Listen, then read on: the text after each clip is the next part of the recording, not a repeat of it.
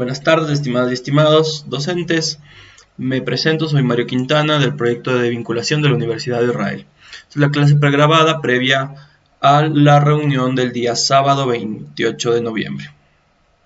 El tema de esta clase van a ser los recursos educativos.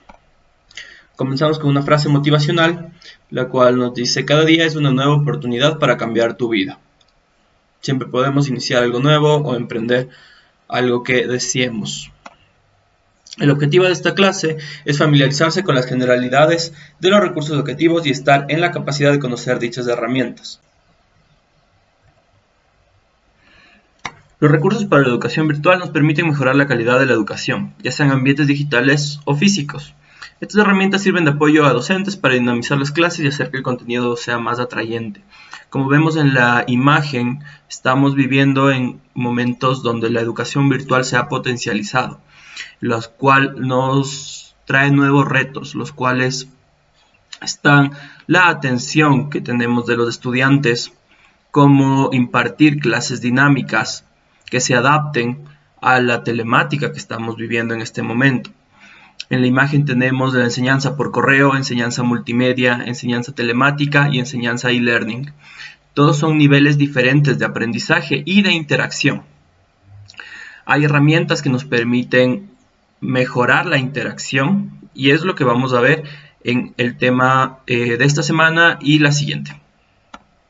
Los objetivos que tenemos para esta clase son conocer las generalidades de la educación virtual, involucrar al docente con las herramientas de educación virtual, optimizar el tiempo de trabajo del docente en cuanto a la publicación en línea.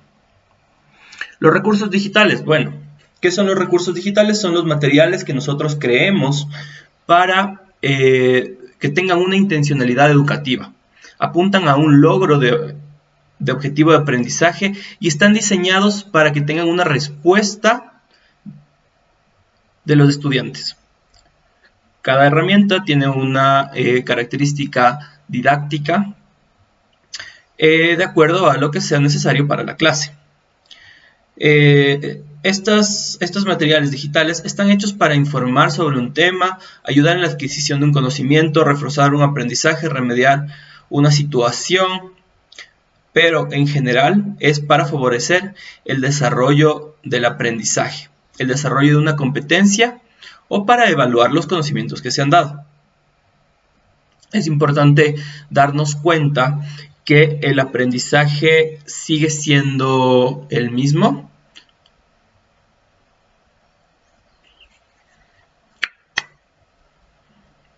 Y evaluar conocimientos. Es importante reconocer los retos a los cuales nos estamos enfrentando en estos momentos y cómo las tecnologías de la información nos pueden ayudar a solventar espacios que antes se encontraban en las aulas. Estos eran los pizarrones, las actividades en grupo o dinámicas en grupo que se podían hacer presencialmente, las cuales daban un complemento a los contenidos dados en clase. En este momento, por razones de la pandemia y por la metodología que se está tomando en las aulas, es necesario complementar esto con actividades dinámicas, sean estas en línea o sean materiales que puedan ser vistos de forma asincrónica. Entre los recursos educativos digitales que tenemos están imágenes, videos, simulaciones, páginas web, tutoriales y laboratorios virtuales. Todos estos conforman los recursos educativos digitales. No es necesario, por ejemplo, que para una clase se hagan todos los ejemplos que tenemos aquí enunciados, pero bien, sí se podrían usar combinaciones de varios. Por ejemplo, como hemos estado realizando en las clases que hemos tenido, los tutoriales pregrabados permiten a los estudiantes o a las personas que están capacitándose revisar el contenido y prepararse de forma autónoma o en acompañamiento con tutores o docentes. El caso de crear videos para los estudiantes que ejemplifiquen la forma de trabajar o la forma en que se debe hacer un ejercicio, ayuda a que el contenido se pueda repetir y visualizar. páginas web e imágenes también ayudan, son complementos. Las páginas web veremos en temas futuros y las imágenes veremos específicamente en el tema siguiente, cómo hacer infogramas. Hay características específicas que deben tomarse en cuenta al momento de realizar o crear recursos educativos digitales.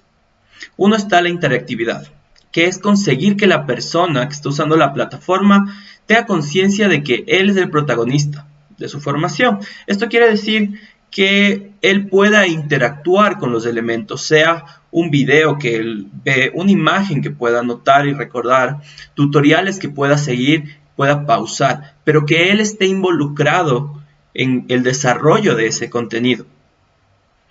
Hay un ejemplo diferente de cómo gamificar el contenido a que sea una película. Si nos encontramos en una clase y el material se repite de forma continua, sin pausas, como un monólogo en video, el estudiante no está involucrado de esta forma. La interactividad hace que el estudiante tenga un interés en participar y lo incentiva porque el contenido no se desarrolla sin su participación. Entonces, esto tiene que ver con la interactividad, que tiene que ver con cómo el material que estamos creando se adapta a la organización y a los estudiantes con los cuales estamos trabajando. Esto quiere decir qué tan sencillo o complicado es para un estudiante empezar a utilizar este material, sean videos, sean imágenes, sean juegos, como veremos la semana siguiente, para que el aprendizaje no se vea frustrado por limitaciones tecnológicas. Tenemos la escalabilidad, que es la capacidad de las plataformas de los recursos educativos puedan funcionar con un número pequeño o grande de usuarios. En semanas anteriores hemos trabajado con Google Drive, el cual nos permite crear un repositorio de documentos y materiales, sea compartido para una persona o sea compartido para muchísimas personas. Claro que tiene un límite de su servicio gratuito, pero el cual es muy amplio y en casos normales, por decirlo así, es suficiente. Es de 15 gigas, teniendo en consideración que un documento PDF puede estar, si es uno extenso, con imágenes, con mucho contenido multimedia dentro del documento, ocuparía alrededor de 2 a 5 megas. Y tenemos la última característica, que es la estandarización, que es la posibilidad de importar y exportar cursos en formatos estándar. Nosotros podemos crear cursos o materiales para cursos que pueden ser importados y exportados a otras aulas y a otros contextos. Claro que sí, siempre adaptándolos a la realidad del curso o de los estudiantes a los cuales se está viendo. Esto también lo veremos en características de los recursos educativos más adelante, en la estructura de los recursos educativos más adelante. Bueno, la estructura y organización de los recursos virtuales. Están separados en 4 grandes grupos. Pueden variar, pero estos son los principales que nos los encontramos. Tenemos la cabecera, columna central, pie de página y columnas laterales. La estructura de los cursos virtuales responde a la necesidad de distribuir el espacio de manera adecuada, para que los estudiantes y docentes puedan ubicar con facilidad las secciones y herramientas que da cada interfaz.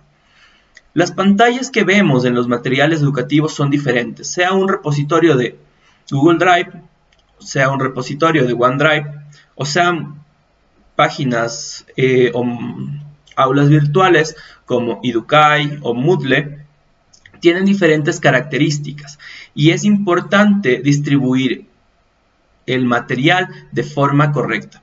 Y no solo distribuirlo, sino entender en qué lugar se encuentra cada cosa y cómo se lo ubica. En la cabecera es la porción superior de la interfaz, sea del aula virtual o sea del repositorio. Contiene el nombre del curso y la información de la plataforma.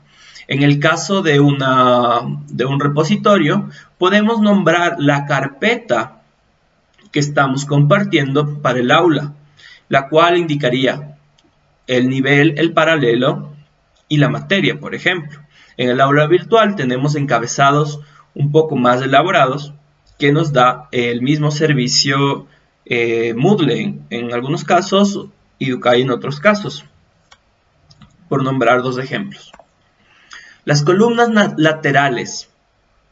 ¿Qué nos muestran las columnas laterales? Son enlaces de navegación para desplazarnos dentro de las páginas o de los temas integrados dentro de las plataformas. En el caso de repositorios, hablando por Google Drive, a mano izquierda tenemos un panel de navegación en donde nos podemos mover a través de nuestro repositorio. En el caso de la imagen de ejemplo, tenemos una barra lateral que nos lleva a diferentes enlaces. Debemos tratar de que todo el material de enlaces sea atractivo y poner enlaces que no sean confusos, que lleven a materiales, páginas o blogs que sean de interés y aporten al aula. El pie de página, en esta página tenemos nombres de usuarios, en el que encontramos recursos, el nombre de los recursos o quién realizó los recursos. En el caso igual de Google Drive tenemos al final de la página hecho por Google Industries, pone el copyright, y en el caso de que se esté usando un aula virtual diferente, por ejemplo Moodle o Educay, al final está la versión de Moodle, está el nombre y apellido del usuario y la clase en donde se encuentra. Esto puede variar bastante y no es la parte más importante, ya que tenemos otros lugares donde podemos identificar quién es el dueño del repositorio o del aula virtual. Y la columna central es el lugar donde tenemos el contenido como tal de la clase, sea en estos vínculos necesarios para realizar la clase, cursos, pero en sí que sean los que son para desarrollar los temas diseñados por los docentes. En la imagen tenemos el web 2.0, por ejemplo. Podemos subir documentos que nos muestren todo lo que necesitemos o hayamos preparado para realizar la clase. En el caso de que sea un repositorio, la organización es de suma importancia. Entonces, el contenido iría en una carpeta específica, la cual se marcaría como de otro color. Hablando de Google Drive, por ejemplo, se marcaría de otro color o como con una estrellita de marcador o un título en mayúsculas o un nombre en mayúsculas que identifique que esa es la carpeta central de la semana o de la planificación. Justo tenemos la organización. Esta es la distribución que tenemos de los recursos virtuales, sea en un repositorio o sea en un aula virtual. Es importante diferenciar los módulos, las unidades o las semanas dependiendo de cómo esté la programación, la malla o las planificaciones que se realicen para el aula. Ahora, tenemos la teoría del color. Dentro de las aulas virtuales es importante atraer al estudiante, que las aulas no sean engorrosas, ni pesadas, ni aburridas. Si bien el hecho de estar todo el tiempo en un computador, repito, por esto de la pandemia, no necesariamente tiene que ser algo pesado. Se puede aminorar esto. Entonces, hay ciertas reglas básicas de cómo las personas percibimos los colores y qué emociones nos evocan estas. Tenemos diferentes conceptos en la teoría del color. Como tal, tenemos el color, que es una impresión visual que tiene el sujeto del objeto. En consecuencia, es el resultado de un proceso múltiple donde intervienen distintos elementos, factores y procesos, ya sean físicos, biológicos o neuropsicológicos. Esto quiere decir que nosotros vemos los objetos de cierto color, pero este color se ve influenciado por nuestras características físicas o biológicas, además también de cómo los percibimos psicológicamente, según nuestra personalidad. La luz se entiende como una radiación electromagnética similar al calor. Esto está dividido en diferentes rangos observables que pueden ser detectados por el ojo humano en un espectro o por equipos especializados si pasa el ultravioleta o el infrarrojo. Los pigmentos es la capacidad que tienen los objetos para reflejar una determinada emisión de ondas lumínicas. Se debe a la composición física de su exterior. En este caso hablamos de que cuando vemos un objeto, por ejemplo una manzana, los materiales de los que está hecho la manzana reflejan la luz roja. Los otros colores son absorbidos por el material. Entonces nosotros notamos el color rojo que refleja. Los matices, tono o matiz es el atributo que diferencia el color y por la cual designamos los colores verde, violeta, anaranjado. Es el estado puro del color y es un atributo asociado con la longitud de onda dominante en la mezcla de las ondas luminosas.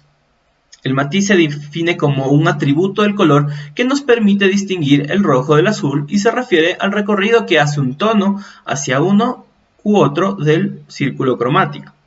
Esto nos dice que todos los colores tienen espectros en donde se van transformando en otros colores o en cuales distinguimos otro color. Como del rojo podemos pasar al naranja, del amarillo al verde, del verde al azul y del azul a tonos más oscuros como el violeta, más intensos como el violeta. Los tres colores primarios están el rojo, azul y amarillo, los cuales son las mezclas para sacar el resto de colores. La saturación o intensidad es qué tanto de la intensidad cromática o pureza de un color es la claridad u oscuridad de un color. Está determinado por la cantidad de luz que un color tiene. Entonces, si un color tiene más luz, va a ser más claro, y si tiene menos luz, va a ser más oscuro. Como tenemos en el ejemplo de la tonalidad con el rojo, si tenemos menos luz, se va transformando en verde, y si tenemos más saturación del color, se transforma en un rojo mucho más oscuro, casi llegando al negro. El brillo es un término que se usa para describir qué tan claro u oscuro parece un color, y se refiere a la cantidad de luz percibida, si un color es más brillante o menos brillante. La luminosidad es la cantidad de luz reflejada por una superficie en comparación con la reflejada por una superficie blanca, en iguales condiciones de iluminación. Por ejemplo, si brilla más un color amarillo al sol que un color azul al sol. Aquí podemos ver el círculo cromático, en donde tenemos diferencias entre colores cálidos y colores fríos. Los colores evocan sentimientos y reacciones psicológicas. En algunos casos también evocan reacciones biológicas y neuronales. Tenemos los tres colores principales, que tenemos amarillo, azul y rojo, sus combinaciones, y luego tenemos diferentes tonalidades del mismo, diferentes tonalidades y matices del mismo. Entonces vamos a distinguir los diferentes colores que tenemos aquí entre cálidos y fríos.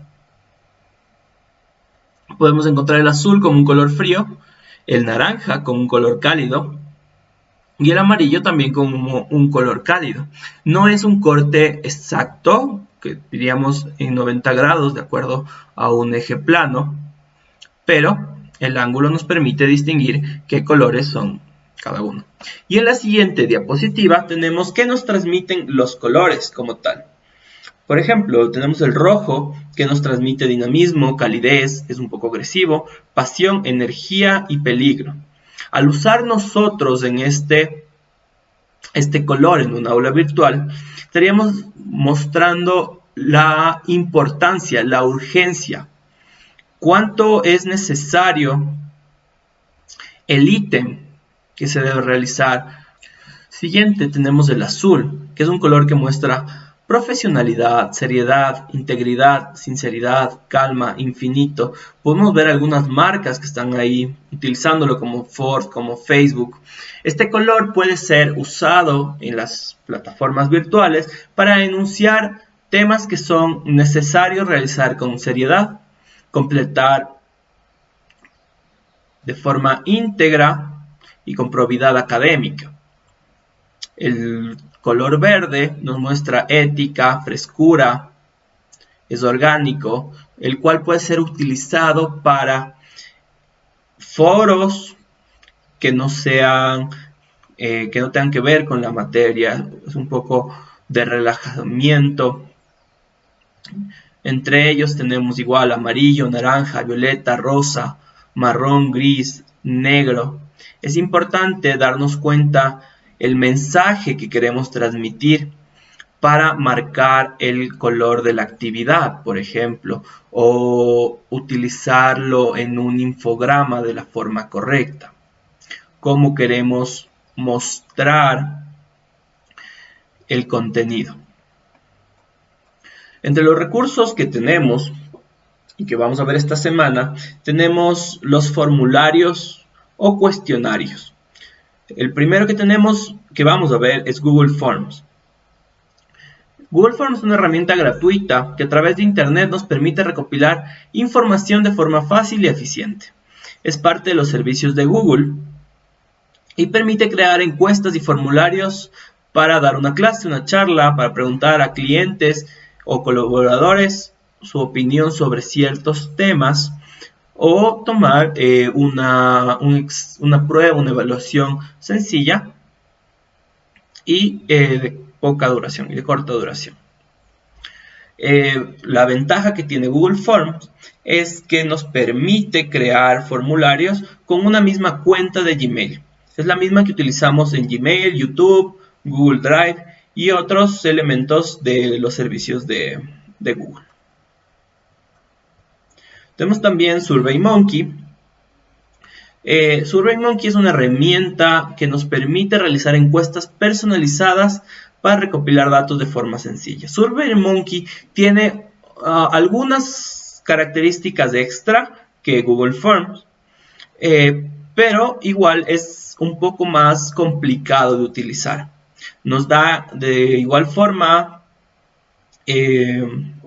análisis de los datos obtenidos, lo cual siempre es bueno conocer estadísticas o respuestas individuales, depende cómo se lo quiera realizar el análisis, pero siempre es importante tener las opciones.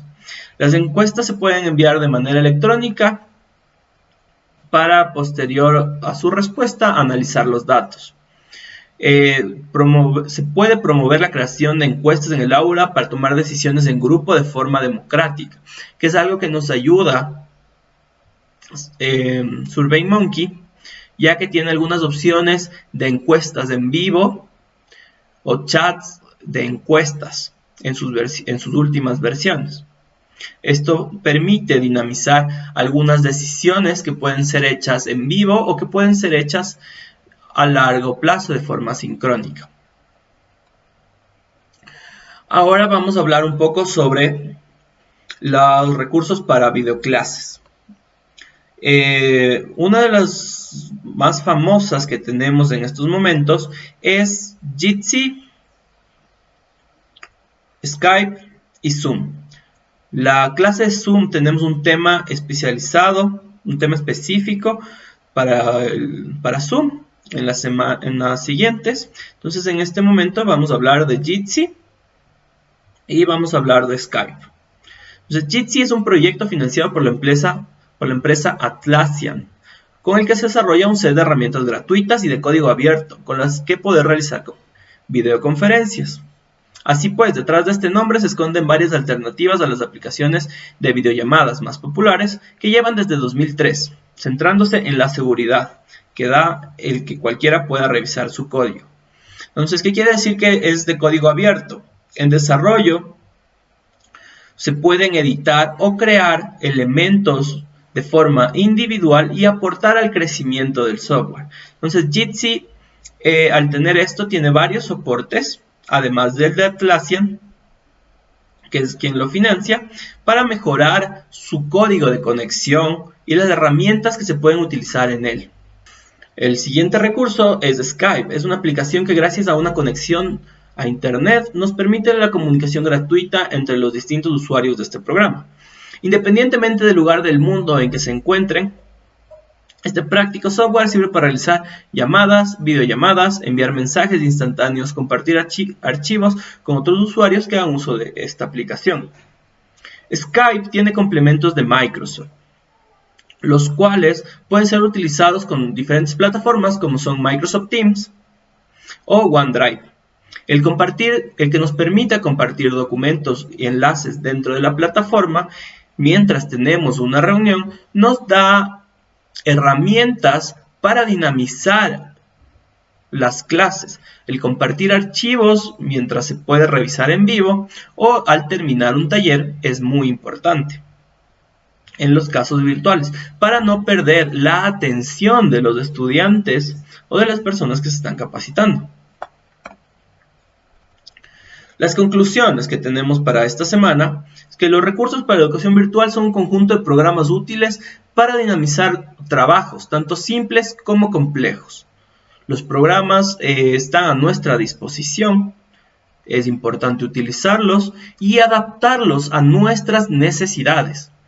Utilizar repositorios en línea permite colaborar y compartir información de forma ágil en donde los estudiantes y los docentes puedan mezclar experiencias,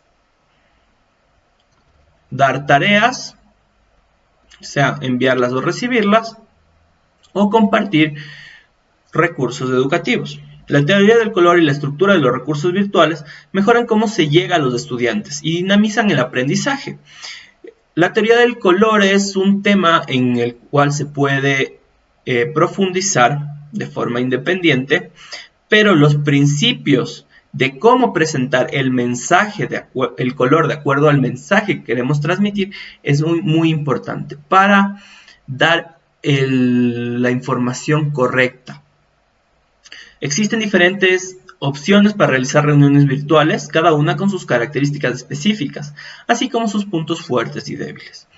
Desde que inició la pandemia se han potencializado aplicaciones de videoconferencia, han dejado de llamarse videollamadas, y han empezado a llamarse reuniones virtuales, por la cantidad de personas dentro de la reunión, de la llamada. Entonces, cada aplicación tiene puntos fuertes y puntos débiles, como el acceso en línea, si tiene acceso en línea, si tiene cuánto ancho de banda necesita para abrirse, si se pueden compartir documentos. Todo esto influye y debe ser seleccionada de acuerdo a las necesidades que tengamos. Google Drive nos permite sincronizar documentos e información y compartirlos con estudiantes y compañeros de manera ordenada y de acuerdo con las necesidades del docente. Es importante siempre recordar el orden al momento de compartir un repositorio y al momento de crearlo. ¿Cómo queremos que el contenido y la respuesta a ese contenido sea almacenado para no perder información ni perder tiempo al momento de revisar o compartirlo? Los formularios en línea nos permiten conocer datos, opiniones, tomar lecciones, entre otras formas de interactividad, con la característica de siempre obtener datos estadísticos e individuales proporcionados por la misma herramienta, sea Google Form, sea SurveyMonkey, que son las dos aplicaciones para formularios de encuestas que vimos el día de hoy. Nos permite conocer los datos o los resultados de realizar los formularios y las encuestas. Un ejemplo de esto puede ser tomar una lección y conocer cuántas personas tienen las respuestas correctas por curso y así poder evaluar el estado de conocimientos del nivel o del paralelo. Tenemos algunas recomendaciones también para el uso de estas herramientas, las cuales son: es recomendable indagar en el uso de cada herramienta educativa para utilizar todas sus características de forma óptima. Al momento de crear recursos virtuales, se recomienda tener en cuenta principios de la teoría del color y estructura de los recursos virtuales para que el contenido sea captado mejor por los estudiantes. Combinar la teoría del color y explotar las características de cada herramienta nos permitirá mejorar y dinamizar las clases, así como la interacción con los estudiantes. Para el uso de repositorios en Google Drive es necesario que se tenga ordenado el contenido, ya que esto facilitará la comprensión de estudiantes y compañeros con los que se comparte el repositorio. El orden es muy importante para no perder tiempo ni perder información. Al momento de compartir esto, es mucho más sencillo para un estudiante reconocer dónde están, por ejemplo, tareas y diferenciarlas de contenido a estudiar, así como enlaces para indagar información extra. Para la elección de la herramienta de reuniones virtuales, se recomienda elegir la que se adapte mejor a sus necesidades. No es necesario escoger siempre la misma herramienta de telecomunicación. Si un día necesitamos usar Skype, lo usaremos. Si un día necesitamos usar Jitsi, lo usaremos. Si un día necesitamos usar Zoom, igual lo usaremos. Todo depende de cómo queremos utilizar. Para la elaboración de formularios se debe considerar el tiempo y la estructura de la información que se desea obtener. Los formularios no deben ser engorrosos ni confusos. Hay que tener en cuenta que realizar una encuesta o un formulario toma cierto tiempo para la persona que lo está llenando. Debemos considerar el tiempo que se demora la persona en llenar y de acuerdo a eso crear formularios, también para facilitar la obtención de los datos. Tenemos la bibliografía de esta y la siguiente semana, la cual, como preámbulo les cuento, vamos a ver otras herramientas de creación de material educativo, como son Kahoot, Poundtown y entre otras. Hasta la próxima.